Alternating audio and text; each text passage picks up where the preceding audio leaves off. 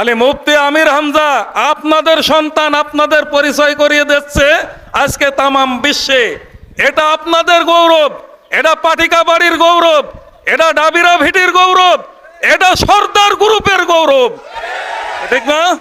সম্মানিত উপস্থিতি, দল মত নির্বিশেষে মতভেদ থাকতে পারে আদর্শগত ভাবে, কিন্তু রক্তের বন্ধন কখনো অস্বীকার করা যায় না।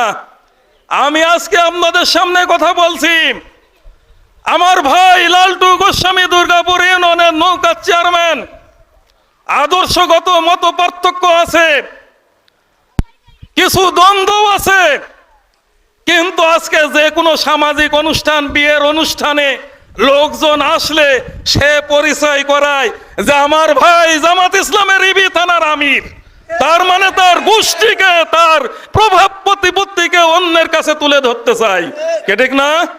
এই জন্য আজকে এই সর্দার গোষ্ঠীর প্রতিটা ব্যক্তিকে, প্রতিটা মানুষকে বলবো, তিনি আপনার সন্তান, আপনাদের সন্তান, কে ঠিক না?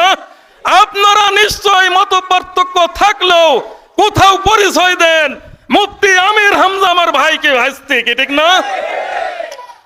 আমি চাই আপনারা এই পরিচয়টা দেবেন, মুফতি আমির হামজা আমার ভাই, আমার ভাতিজা, আমার নাতি ছেলে। এই সর্দার গোষ্ঠীর প্রতি আমার আহ্বান থাকবে, কি ঠিক না? এমপি আমির হামজা, মুফতি আমির হামজা না, এমপি আমির হামজা, কি ঠিক না? সংগ্রামী পাটিকাবাসী, আপনারাও আজকে আপনার পরিচয় উচ্চ করে ধরবেন। আমার ইউনিয়নের ছেলে মুফতি আমির হামজা আজকে এমপি, কি ঠিক না?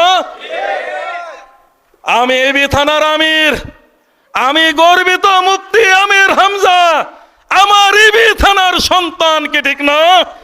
আজকে জেলা প্রোগ্রামে গেলে জেলার নেতৃবৃন্দ আমাকে বলে, অন্য থানার লোক আমাকে বলে মুফতি আমির হামজার থানা আমির।